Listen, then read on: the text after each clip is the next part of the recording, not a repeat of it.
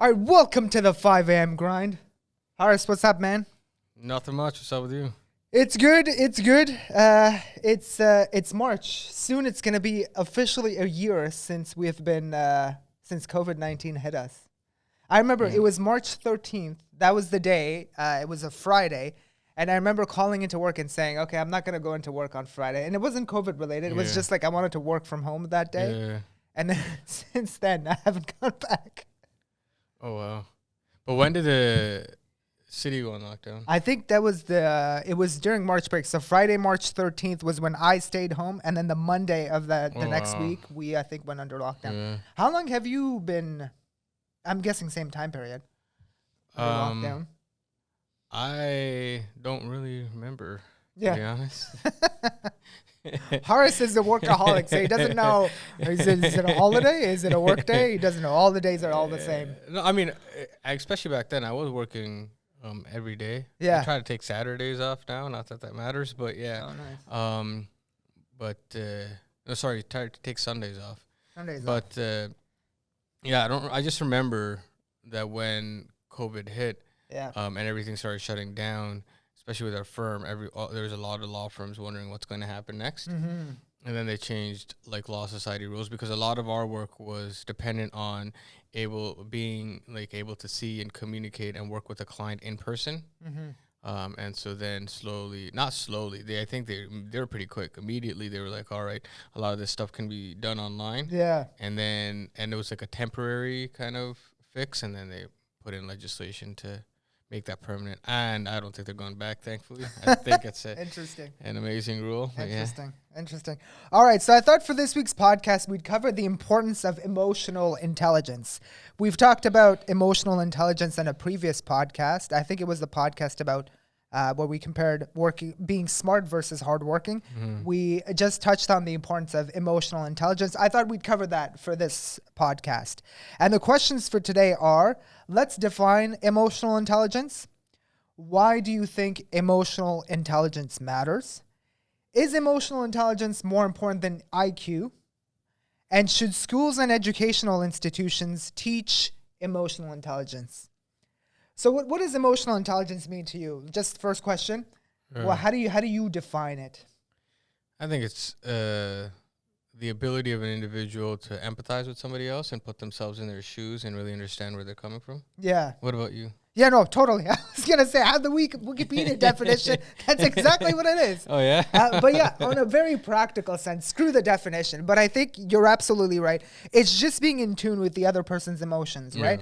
When I'm having a conversation with this person, do they feel offended? You know, it's those subtle cues, because a lot of communication tends to be nonverbal as opposed to being strictly verbal. I think it's like 70% of communication is nonverbal. It's being in tune with how that person is vibrating, just how they feel about the situation. I think a lot of people, when they're speaking to somebody else, they relate everything that the other person should be feeling to themselves, and trying to figure out like how would I feel? But I think real EQ is putting yourself aside, and trying to figure out how they're feeling, irrespective of what you may think or should be feeling in their position. Right.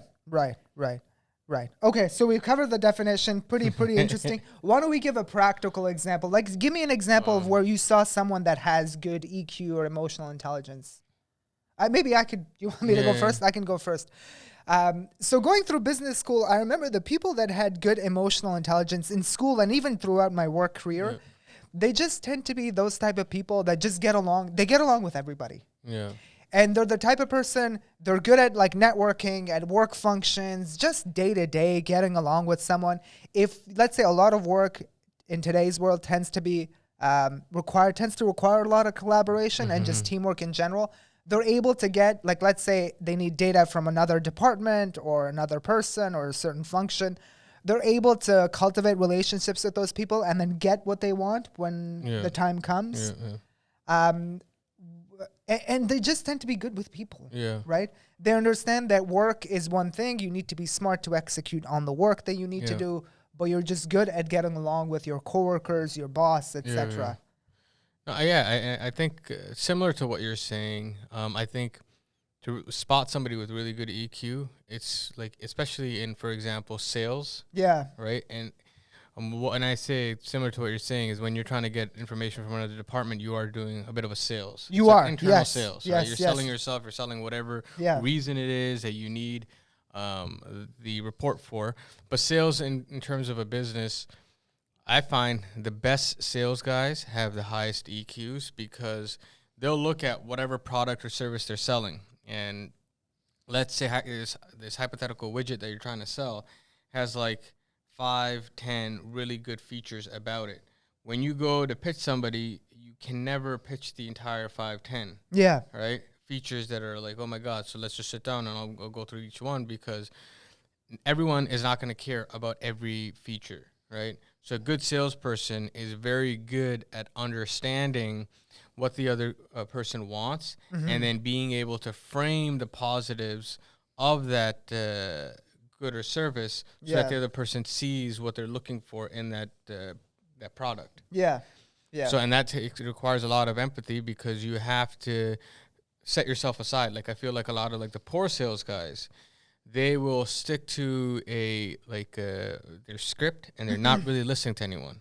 So they don't know when they should stop selling. They don't know when they should highlight a certain feature. They're not really listening to the other side. Yeah, I like that. I like that a lot. I'll go into our second question, because that's really what you're covering is, why does emotional intelligence really matter, right? And I think in a sales process, especially, if you're not paying attention to your buyer's feedback, which tends to be immediate sometimes, right? Especially when you're having an in-person conversation. I might be making a sales pitch to you right now, but I could tell if I've lost you in some sense. You don't need to tell me, right? Like, let's say you're looking away or you're backing up or whatever it is. You're immediately communicating to me that you're not interested, I've lost you. Now, it's up to me as a salesperson to adapt in real time and try to win you over again, as opposed to sticking to I got the sales script and I got these product features to cover. Like, screw that. Yeah. Doesn't matter. And you should, it's not even just none of this stuff is necessarily hidden. Like, as a salesperson, even, you're not necessarily, you don't have to kind of read their mind, right? I can just ask you, what do you think about this? What when you're thinking of buying ABC, what are your top 3 things that you're thinking about when you're going into that purchase? Great. A, well, why A? Oh, because, and then you'll go through the explanation.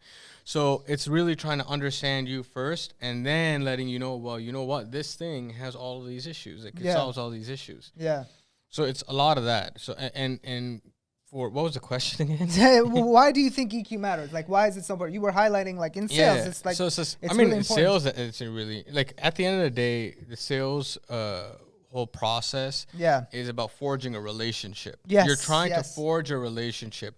The client wants to know, or the potential client or potential customer wants to know that they matter, that they've been heard, that their problems are being solved, and they want to feel a sense of comfort with them. Even in other things, man, I'll say one thing, especially for a lot of tech startups. Yeah. What I've seen is that the companies that excel the best are just heavily focused on their clients, right? Yeah. Like Warren Buffett says, you should be waking up every day trying to figure out how am I going to delight my customers, right? And it's if you look at a lot of these programs, I feel like the biggest programs that accelerate, right, or do well are the ones who know their clients so well that it's so intuitive that there is not a lot of training. Yeah. One of the reasons, for example, Apple, I feel just went did really well. They had a design feature, but in the beginning, when they first started, I don't think it was the design that won anyone over. They had the touchscreen stuff, but I think BlackBerry was pretty strong too, and it took a lot of time for people with the keyboards to switch over. It did. Because they were kind of stuck to that. So from a pure design aspect, I don't know. But one thing that was 100%, I felt got Apple to win people over was the usability of their phone. It is just so easy to use, so intuitive, that you don't think twice.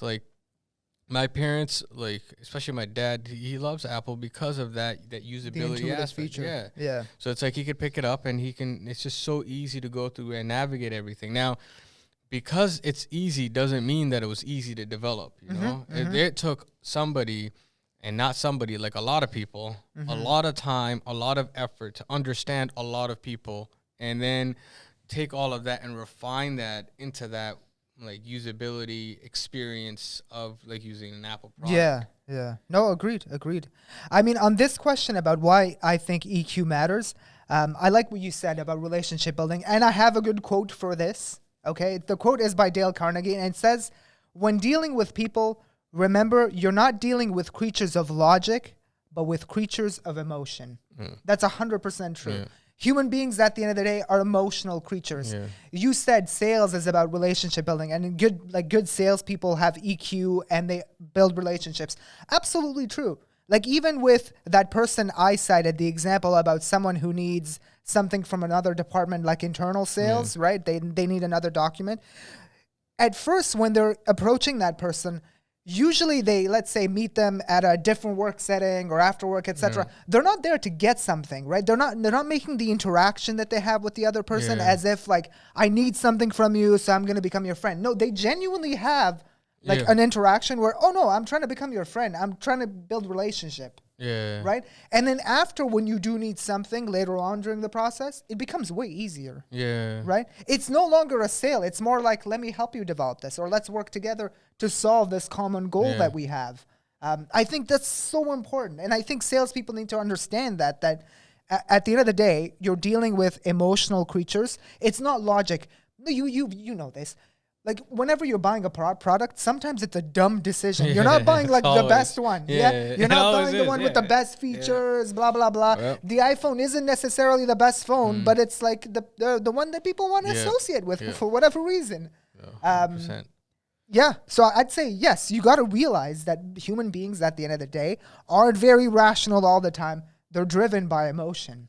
Yeah, I feel like they're driven by emotion most of the time. Yeah, and it's like, one of the things I feel like, and this is more behavioral finance, right? If somebody's buying a product, I think so many times it matters where that money is coming from. Yeah. Psychologically, for example, if they've worked for this money and saved up for it, they're going to hold on to it longer. If it's an inheritance that they've kind of fallen into, they're less clingy about it. And I find, like, with a lot of clients who, if they're refinancing a home and they can get a little bit more money, I don't think that they're as hung up on it, just because they're like, oh, well, if they thought they were going to get, like, for example, in a refinance, if they thought they were going to get 200,000 and they get like 250, they feel like that extra is a bonus, even though psychologically, like, is money. Yeah. And, like, especially for debt, you have to pay it back one way or the other. Yeah. But for a lot of people, I feel like where that money's coming from dictates where they're going to spend it and how fast they're going to spend it. Interesting. The other thing I'd say about EQ and emotional intelligence is that it's especially important for leaders. Yeah. I think so, especially for leaders. I have another quote on this, which says, "The greatest ability in business is to get along with others and influence their actions." Because let's take what a leader really is, right? Whenever you're trying to convince your employees or a certain team, it doesn't require you to logically convince those people. Yes, to a certain extent, you need to see them the merits of the work you're doing, the objective you're trying to achieve, etc. But ultimately, as a leader, you're there to motivate them to come together and work towards that goal. And some of that motivation happens through emotional connection, as opposed to just driving, hey guys, we'll achieve this goal and here are the objectives, number 1, number 2, number 3. Nobody's gonna pay attention to that, right? Because your team needs emotional support, they need motivation, they need encouragement. All of that stuff is emotional. It's not logical. And I think with leaders, especially like in bigger organizations, the higher up you get, the more internal your role is. You are not necessarily looking at like your day-to-day interactions with your clients. The leader's role is to look at his day-to-day interactions with his employees and his staff, and making sure they're motivated and providing them a vision of where everything's going to be going. And for that, in order for an organization to be well ran, you need to like be able to understand what the strengths and weaknesses of every employee are. Well, if not every, but the ones that you are in charge of, you should understand them well, and then they should have the ability to understand the ones that they're in charge of. Yeah. And I feel like where firms kind of lose it is somewhere along the way they become too systematic, too bureaucratic. They don't understand that like, because they're so hell-bent on accountability and making sure that, like, okay, when something happens, we know who to blame and who's responsible, and that's very important. I'm not saying it isn't, but nobody's kind of found out an effective way to incorporate that with, hey, there's different types of employees that we're going to hire, and they're going to have different strengths. And how do we use people of different strengths and cultivate them to prosper within the organization? Yeah, right? yeah. And it doesn't. You only have a certain type of people that will prosper. And it's just like, I mean, in school, right? And I know we've brought this up so many times. Yeah. But there's only a certain type of person who's going to do well in school, right? They're very conscientious. They want to sit down and they want to work, right? If you're kind of distracted, if you have an imagination, it may be difficult for you to focus in school. Yeah, and all of a sudden you're diagnosed with all these things that's wrong with you. Yeah, it's unfortunate. So going to question number 3, then we highlighted this in the other podcast we did about smart versus hard work. Do you think emotional intelligence or EQ is more important than IQ? Especially, I guess, as you move later on during your career, you become more senior. What do you think about that? I think earlier on, I mean, it's important, but just because of the type of activities people are participating in, it's not focused in on. When you're going to school, you're not graded for EQ, you're graded for IQ. Yeah. Right? And like, whether it's high school, whether you're going to undergrad, wherever you're going, right? Masters, however far you want to go, it's all IQ. It's your ability to see patterns, recognize patterns, and throw them back. Being able to memorize patterns, being able to memorize information and throw them back on command. Sometimes you don't even have to understand what it is in its depth, but when I see A, I got to do B, right? Now I'm trying to look for A, and when I see A, I'm going to do B. So you're being trained. But I think later on, if you are successful, you definitely need EQ.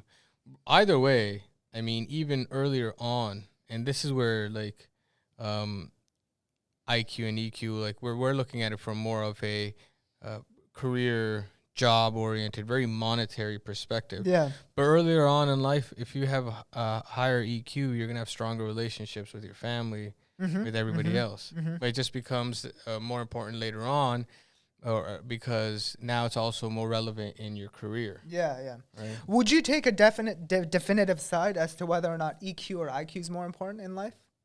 Like, if I was to give you Horace, just pick one. Which one would you say? Oh, I would pick EQ. EQ? Yeah. Okay. Well, so why is that? Why is EQ?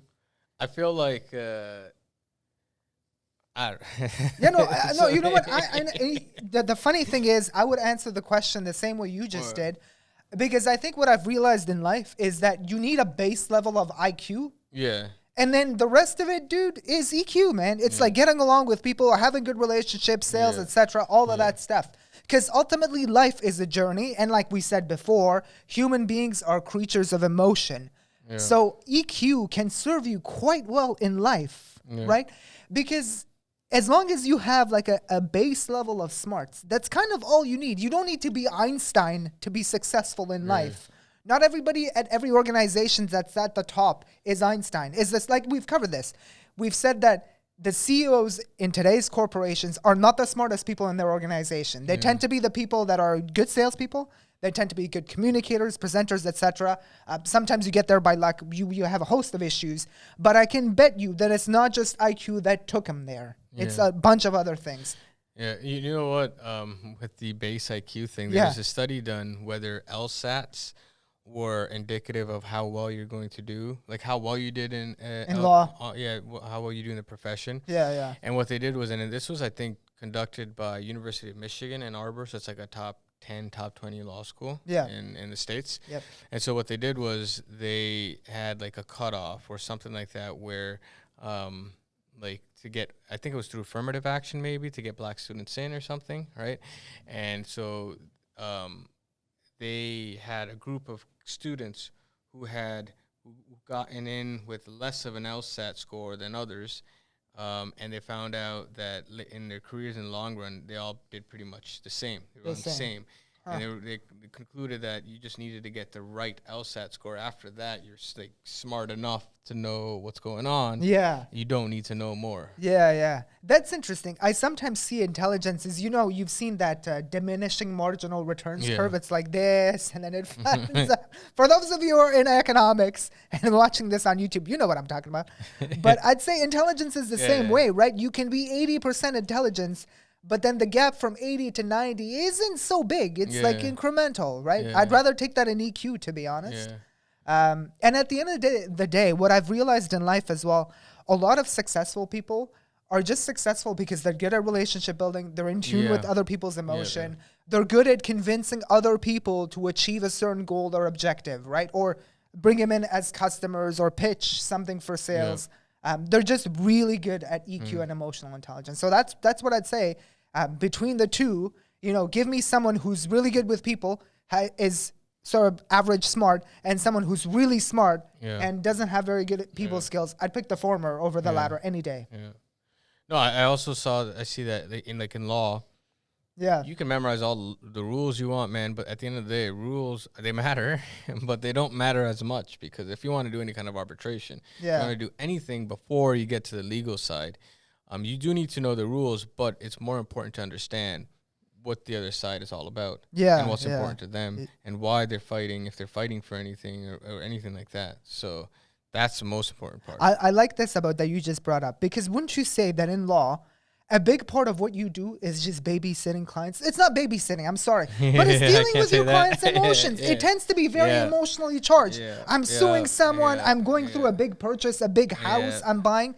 You as a job, as a lawyer, yes, you're supposed to do the legal work, which you do. But let's be honest here. The legal work you do from another firm isn't all that different. I'm sure the work you do is higher quality, etc. I'll give you that for sure. I can attest. Because I've used you, and it's very good work. But I would say, like, you can't really differentiate yourself on just the work we do. Like, look at our report; it's fancier than that other firm. That's how you sort of distinguish yourself. It's because you're able to take your client through those tough times and tough decisions in their life. That's what makes you a really good lawyer. Yeah. So I mean, a lot of the times it's like just answering questions and answering it in a way that the other person can understand. Yeah. Whatever it may be. Yeah. Right. And so, because a lot of times when you're buying a house, you're very nervous. When you're selling a house, you're refinancing. If you're doing anything else, you're going through a divorce, you're going through any kind of lawsuit, you are extremely scared. Yeah. It's a big decision. And that's why you would hire a lawyer.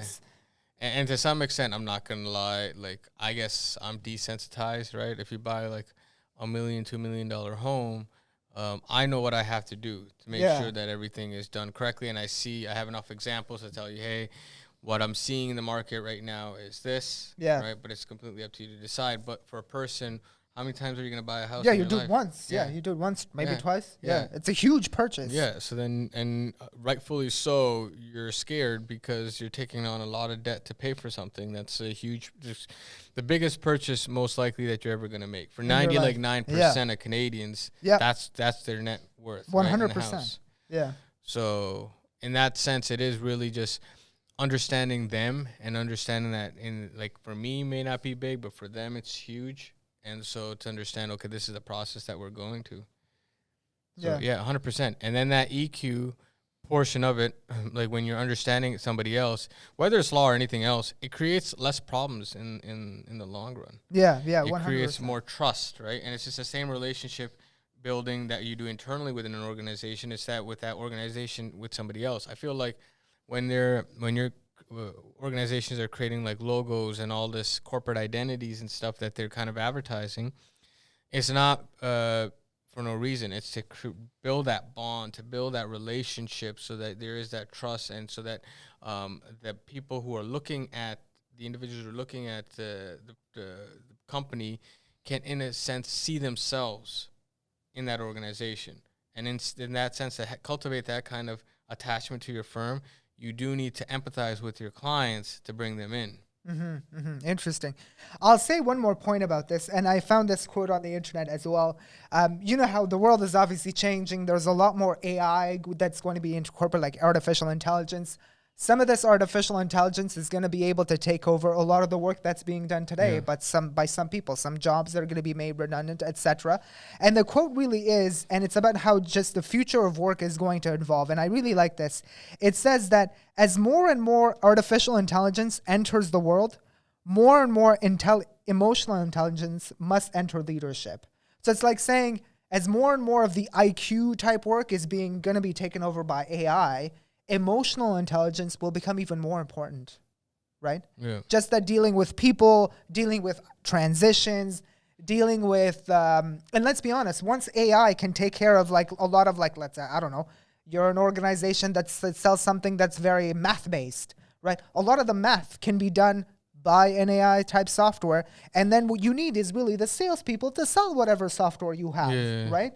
And that requires EQ and emotional intelligence, as opposed to like, oh, we need to hire brainiacs and salespeople. No, maybe you need less brainiacs. I don't know. I think you'll need less brainiacs. Yeah, it's going to be. I mean, I think Gary Vee had this in one of his talks. Where he was saying that in the future, a lot of this stuff is going to be commoditized. And I agree. And I think there's a similar sentiment with a lot of people. A lot of this stuff is going to be commoditized. The only thing that puts you apart is branding. Yeah. Branding is heavily in EQ, being able to make that sale. Right. Yeah. If you look at like cars, for the most part, man, they're all the same. Yeah. They're all the same. Yes. Right? Yes. But like it's a branding that like, there are minor differences, but those minor differences create enormous discrepancies or variances in loyalty to a brand. It does. Right? It's funny. I was watching a commercial with my brother actually about Kia. Okay, and it was a commercial, 1.5 minutes, right? Of the commercial, the entire commercial was just music and a Kia driving down the street with some really cool like effects, etc. Not once did the commercial mention how much horsepower, gas per mile, or whatever, anything about the car. It was just about look at this cool car and this cool lifestyle, and that's all they were selling. But anyway, I thought that was... Kia and Hyundai have done like a really good job with that, right? Because before, I think when 15 years ago, they were nowhere. They were absolutely nowhere. But they created this brand identity that has slowly got... Audi did the same thing. If you go back 15, 20 years, they're nowhere. They're not really a top three. Right? Like they were able to... I think it was like when... the R8 came out and there was the Iron Man stuff going on, and then people got really into like their design and all that stuff. That's when they like really did well. Really, but prior to that, like there was nothing there. Interesting. Not nothing, but there was not as like it was nowhere near. It was nowhere near. Yeah. Okay, we're almost out of time, but let's cover the last one. Do you think schools should focus a little bit of their education on EQ, just teaching their students EQ? Definitely, but I don't know how they would do that, though. I'd say it's tough as well, because a lot of school is done, in classroom, and you become good with EQ on your own time, like I don't know, in recess, outside of class, extracurriculars, a lot of that stuff. But I think it wouldn't hurt for schools to teach their students a bit more about emotional intelligence. They'd be better served. I think so. You know, just to be able to teach their students on how to develop relationships, how to handle mental health, whatever it is when dealing with other people, whatever. I think it'd be quite helpful. 100% agree. Yeah. So let's conclude then. Importance of emotional intelligence. Any final thoughts or words?